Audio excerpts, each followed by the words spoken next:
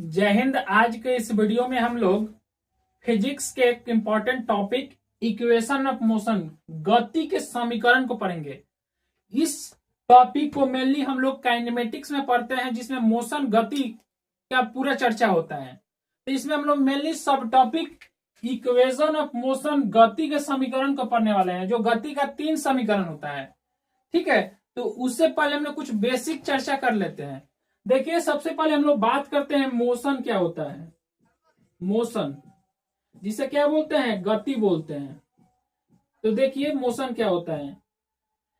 Motion का sense होता है, गति का सेंस होता है कि जब वस्तु का पोजीशन, जब पदार्थ का पोजीशन समय के साथ बदलता है, तो उसे हम लोग बोलते हैं कि वो ऑब्जेक्ट क्या है, मोशन में है। जैसे कि फॉर एग्जांपल, जैसे एक आदमी यहाँ पे खड़ा है, मैन है, ये ग्राउंड है, ये क्या है, ग्राउंड है। ठीक है, ये एक मैन t=0 समय में पहले यहाँ पे खड़ा है, कुछ समय बाद मतलब t=5 सेकेंड बाद उसका पोजीशन यहाँ पाया जाता है। तो उसे क्या पता चल रहा है कि वस्तु का पोजीशन समय के साथ चेंज हो रहा है। तो जब वस्तु का पोजीशन जब है समय के साथ चेंज होता है, तो हम लोग क्या बोलते हैं कि वह वस्तु क्या है, मोशन में है, गति में है। ठीक है, इससे रिलेटेड एक और टर्म होता है जिसे हम लोग क्या बोलते हैं, रेस्ट बोलते हैं। रेस्ट का सेंस होता है स्थिर है। जब वस्तु का पोजीशन, स्थान जो है समय के साथ नहीं बदलता है, मतलब एक बॉल जो है हमेशा एक ही पोजीशन पर रहता है। t=0 पे भी यहीं पे है, t=10 सेकेंड पे भी यहीं है, t=20 सेकेंड पे वही यहीं है। मतलब जब वस्तु का पोजीशन समय के साथ नहीं बदलता है, तो उस वस्तु को हम लोग क्या बोलेंगे कि वो रेस्ट के पोजीशन में है।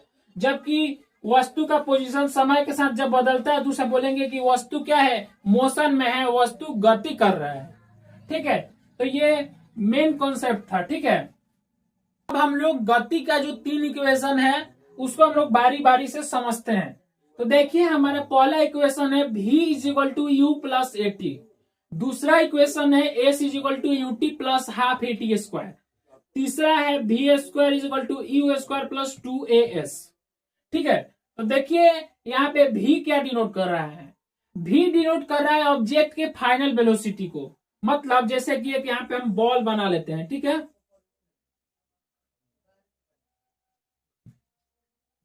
हम एक बॉल बना लिए, ये क्या है, एक बॉल है। ठीक है, t=0 टाइम पे क्या कर रहा है, वो u से जा रहा है। ठीक है, और कुछ समय बाद मान लेते हैं t=10 सेकेंड के पास उसका वेलोसिटी क्या है, उसका वेलोसिटी v हो जा रहा है।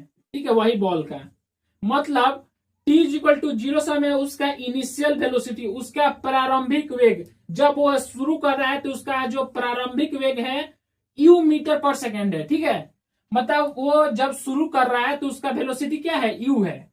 और जब वो फाइनल वेलोसिटी, जब वो लास्ट, उसका वेलोसिटी क्या है, v है। उसको हम v से डिनोट कर रहे हैं इस इक्वेशन में। ठीक है, तो u क्या है, इनिशियल वेलोसिटी। जब ऑब्जेक्ट जो है मोशन शुरू कर रहा है, उसका वेलोसिटी क्या है, u है। और जब ऑब्जेक्ट जो है अपना मोशन बंद करने वाला होता है, तो उसका जो फाइनल वेलोसिटी है वो क्या है, v है। और जितने टाइम तक ऑब्जेक्ट जो है यहां से यहां तक जाता है, मतलब मोशन करता है, उसको हम लोग यहाँ पे इस इक्वेशन में t से डिनोट किए हैं। और उस समय में जो ऑब्जेक्ट जो है डिस्टेंस तय करता है, डिस्प्लेसमेंट तय करता है, उसको हमको s से डिनोट किए हैं। ठीक है, अब हम लोग समझते हैं तीनों इक्वेशन को।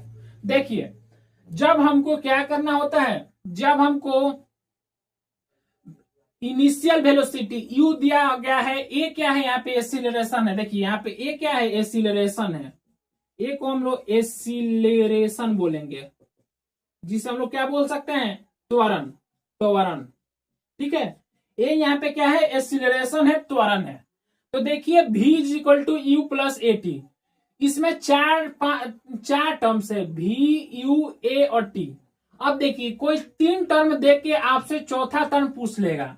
जैसा कि अगर आपको मान लेते हैं कि v फाइंड करना है, अगर ये तीनों टर्म दिया गया है, तो आप पहले इक्वेशन से क्या कर सकते हैं, v को फाइंड कर सकते हैं। मतलब फाइनल वेलोसिटी को फाइंड कर सकते हैं v=u+at से। ठीक है। अब देखिए दूसरा जो इक्वेशन है उसमें हमको एस को क्या बोल सकते हैं, डिस्प्लेसमेंट। उसके लिए इक्वेशन है s is equal to u t plus half a t square. जब आपको टाइम का वैल्यू दिया गया है, इनिशियल वेलोसिटी प्रारंभिक वेग का वैल्यू दिया गया है और त्वरण एक्सीलरेशन का वैल्यू दिया गया है, तो आप डिस्प्लेसमेंट को क्या कर सकते हैं, विस्थापन को फाइंड कर सकते हैं। ठीक है। और जो तीसरा इक्वेशन है v square equal to u square plus 2as, जब प्रारंभिक वेग दिया गया हो, त्वरण दिया गया हो और विस्थापन दिया गया हो, तो आप क्या कर सकते हैं, फाइनल वेलोसिटी को क्या कर सकते हैं, अंतिम वेलोसिटी को क्या कर सकते हैं, फाइंड कर सकते हैं। ठीक है।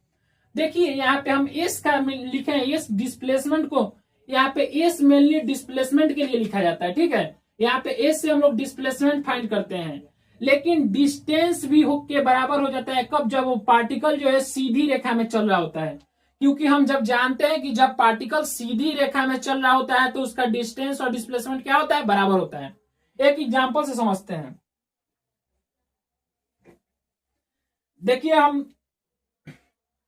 देखिए हम डिस्टेंस और डिस्प्लेसमेंट को समझते हैं। Distance vs displacement. ठीक है। डिस्टेंस को क्या बोलते हैं, दूरी, इसको विस्थापन। ठीक है। तो देखिए एक ऑब्जेक्ट है, यहां से चलना शुरू करता है, यहां जाता है, फिर यहां जाता है। ठीक है। ये ओ है, यहाँ ए है, यहाँ पे बी है, ये 3 मीटर है, 4 मीटर है। ठीक है। अब देखिए एक ऑब्जेक्ट है, वो initially t is equal to 0 second पे यहां पे था। ठीक है।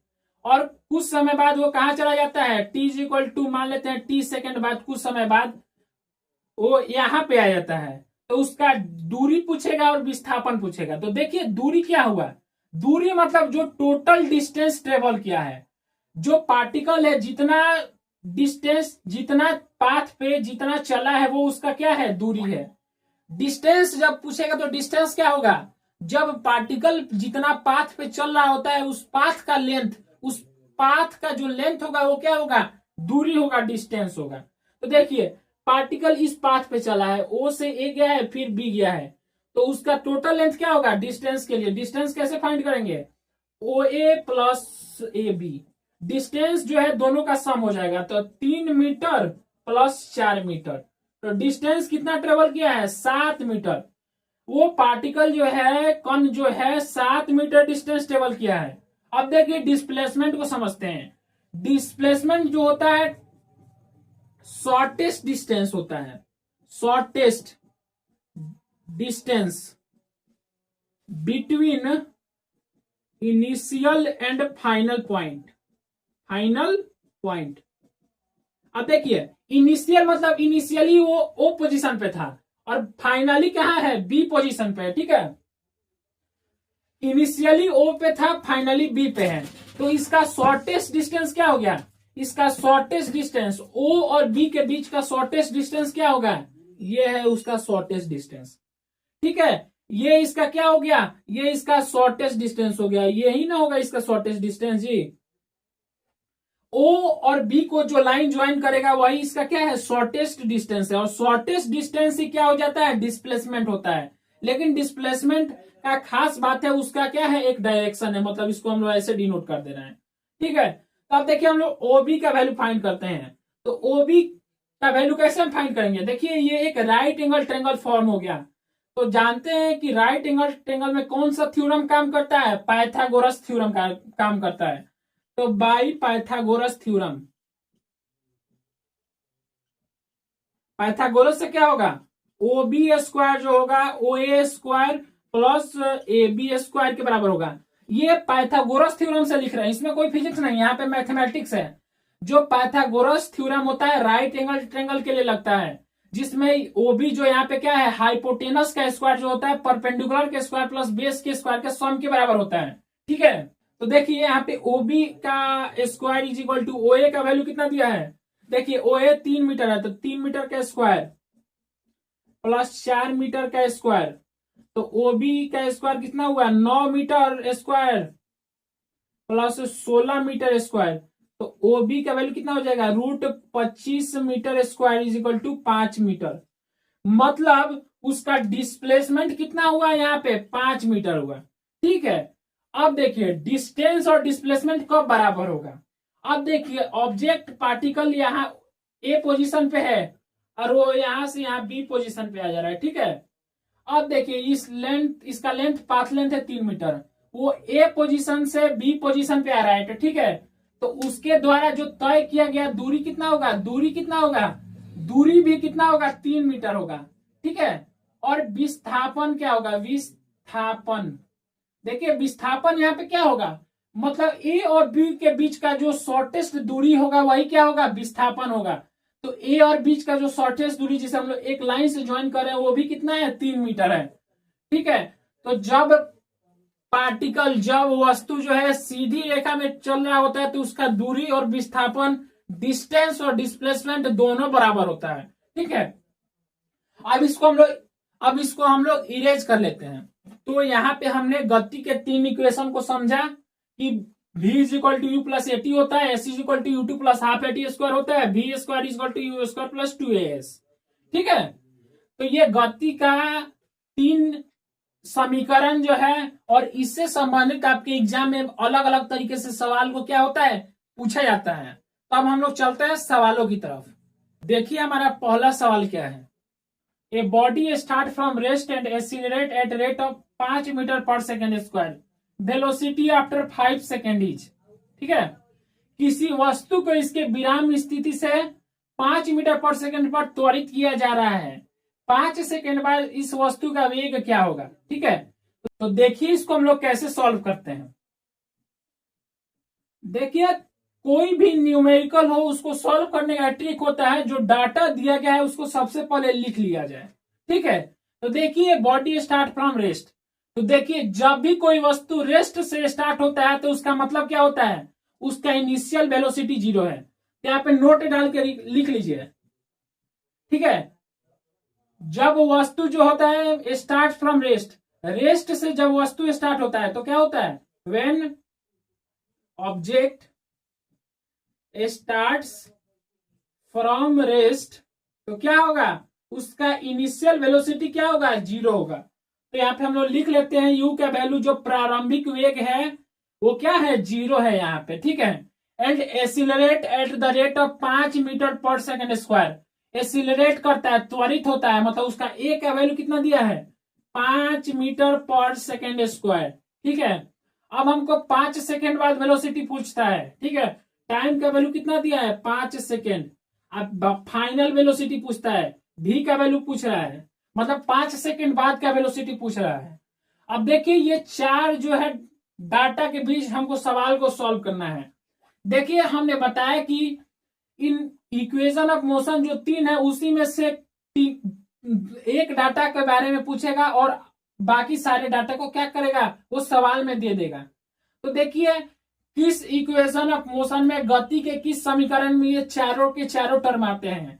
तो देखिए गति का जो पहला समीकरण है v is equal to u plus a t, इसमें चारों के चारों टर्म आ रहे हैं। देखिए v पूछ रहा है, u दिया गया है, a दिया गया है और t भी दिया गया है।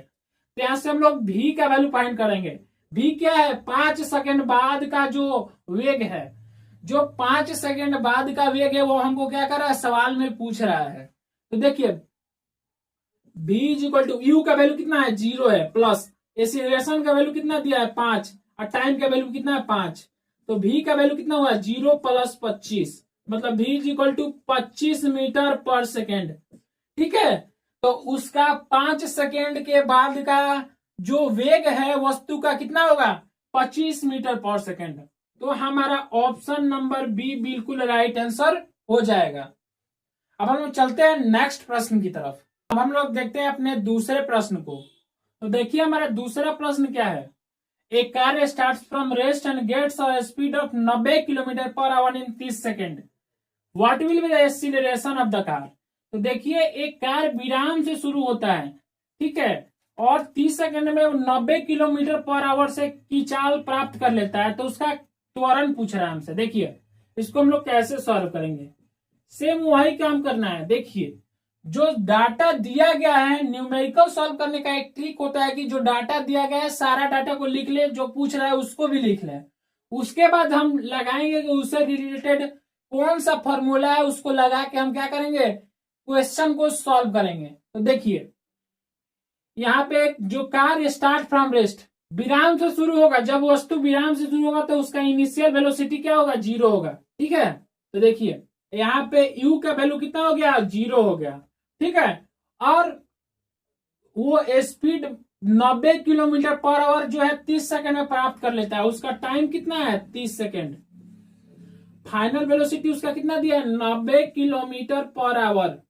एक्सीलरेशन क्या कर रहा है, पूछ रहा है। ठीक है, तो देखिए हम यहाँ पे जानते हैं कि किलोमीटर पर आवर को हम लोग मीटर पर सेकंड में कैसे बदलते हैं। ठीक है, तो देखिए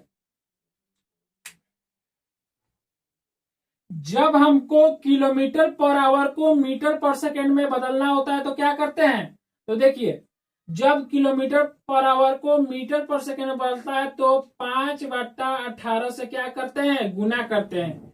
ठीक है, और जबकि मीटर पर सेकंड को किलोमीटर पर आवर में बदलता है तो उसको किससे गुना करते हैं, 18/5 से। तो आप इसको ध्यान रखिए। ठीक है, जब किलोमीटर पर आवर को मीटर पर सेकंड में बदलना है तो उसको 5/18 से गुना कर देंगे। तो देखिए 90 को 5/18 से करेंगे तो क्या होगा, 18×5 = 90, मतलब 25 मीटर पर सेकंड।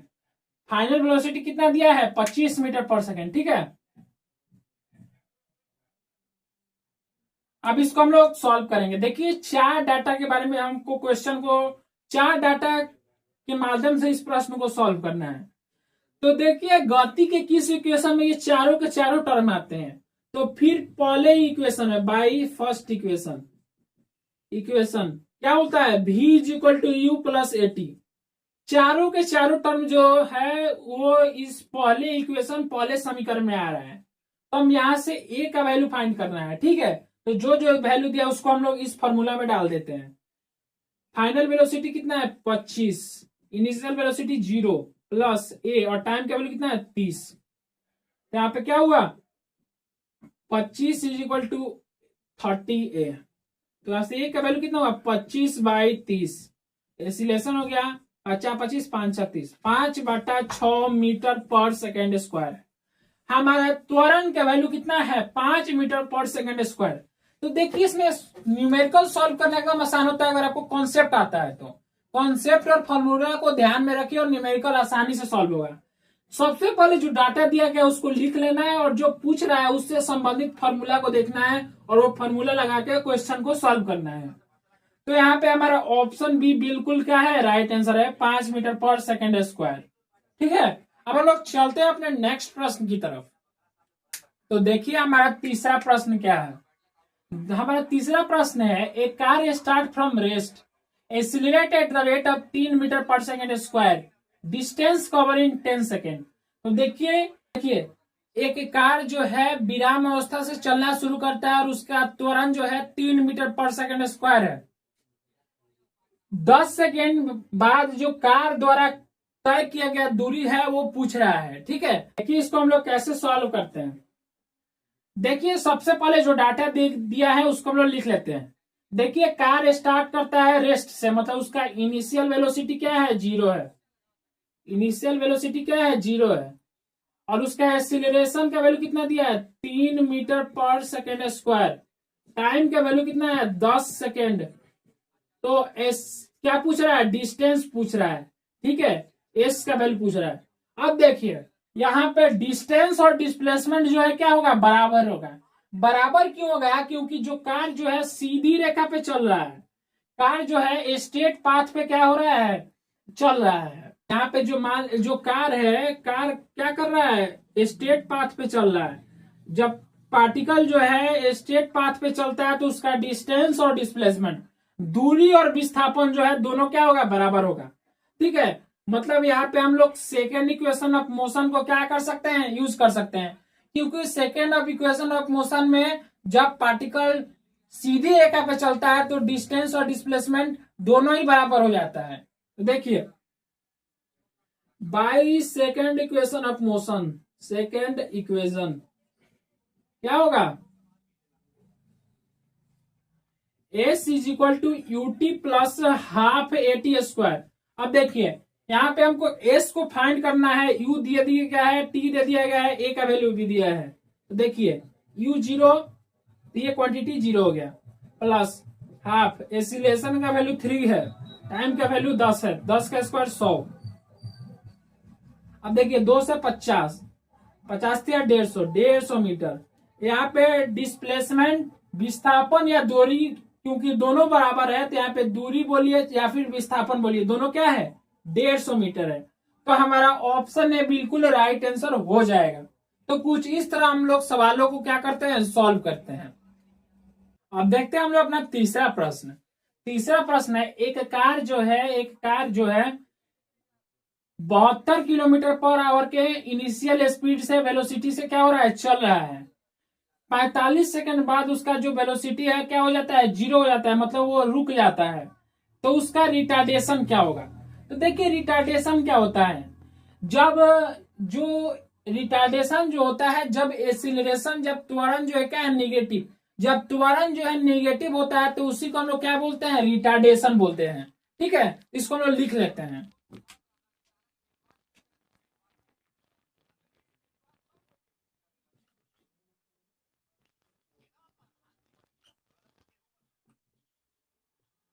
देखिए जो निगेटिव एक्सीलरेशन जो होता है वही क्या हो जाता है, रिटार्डेशन होता है। ठीक है, तो देखिए इसको हम लोग कैसे सॉल्व करते हैं। इनिशियल वेलोसिटी कितना दिया गया है, यू जो है 72 किलोमीटर पर आवर है, 72 किलोमीटर पर आवर। इसको हम लोग मीटर पर सेकेंड में बदल देते हैं। तो 72 को 5/18 से गुना कर देंगे तो 18 चौक 20 मीटर पर सेकेंड। इसका initial velocity 20 metre per second है। फाइनल वेलोसिटी जो है क्या है, 0 हो जा रहा है, मतलब वो रुक जा रहा है। टाइम जो है कितना है, 45 सेकेंड है। तो रिटार्डेशन का वैल्यू पूछ रहा है। रिटार्डेशन क्या होता है, जब एक्सीलरेशन का वैल्यू निगेटिव आता है तो उसी को हम लोग क्या बोल देते हैं, रिटार्डेशन बोल देते हैं। तो देखिए यहाँ पे कौन सा इक्वेशन ऑफ मोशन लगेगा, तो यहाँ पे भी फर्स्ट इक्वेशन ऑफ मोशन लगेगा। फर्स्ट इक्वेशन लगेगा, क्या होगा, v is equal to u plus a t होगा। अब देखिए फाइनल वेलोसिटी 0 है, इनिशियल वेलोसिटी कितना है 20 मीटर पर सेकंड है, प्लस ए का वैल्यू पूछ रहा है, टाइम कितना है 45 सेकंड। तो देखिए -20/45 जो है क्या है, ए के बराबर है, 5×9 = 45, 5×4 = 20। ठीक है, तो एक्सीलरेशन का वैल्यू कितना है, -4/9 मीटर पर सेकेंड स्क्वायर। ठीक है, अब इसको हम लोग पॉइंट में बदल देते हैं। इसको पॉइंट में बदलेंगे तो कितना आएगा, एक्सीलरेशन का वैल्यू का -0.44 मीटर पर सेकेंड स्क्वायर। अब देखिए यहाँ पे एक कॉन्सेप्ट को समझते हैं। अगर एक्सीलरेशन पूछता तो हम लोग निगेटिव साइन के साथ लिखते हैं, लेकिन यहाँ पे रिटार्डेशन पूछेगा तो निगेटिव साइन नहीं लिखेंगे, केवल क्या लिखेंगे 0.44 मीटर पर सेकेंड स्क्वायर, क्योंकि रिटार्डेशन का मतलब ही होता है क्या है, एक्सीलरेशन का वैल्यू निगेटिव है। रिटार्डेशन का मतलब ही क्या होता है कि एक्सीलरेशन का वैल्यू क्या है, निगेटिव है। तो यहाँ पे हमारा ऑप्शन बी बिल्कुल राइट आंसर होगा। अगर यहाँ पे एक्सीलरेशन त्वरण पूछता है तो क्या लिखते हैं, -0.44 मीटर पर सेकेंड स्क्वायर। इसको आप समझिएगा। देखिए आज के वीडियो में बस इतना ही। आपको वीडियो अच्छा लगा, इक्वेशन ऑफ मोशन का कॉन्सेप्ट समझ में आया तो आप फिर वीडियो को लाइक कीजिए, चैनल को सब्सक्राइब कीजिए, अपने दोस्तों में शेयर कीजिए। ऐसे ही महत्वपूर्ण कॉन्सेप्चुअल वीडियोस के लिए जो आपके एग्जाम के लिए काफी महत्वपूर्ण है, आप हमारे साथ जुड़िए। बहुत बहुत धन्यवाद।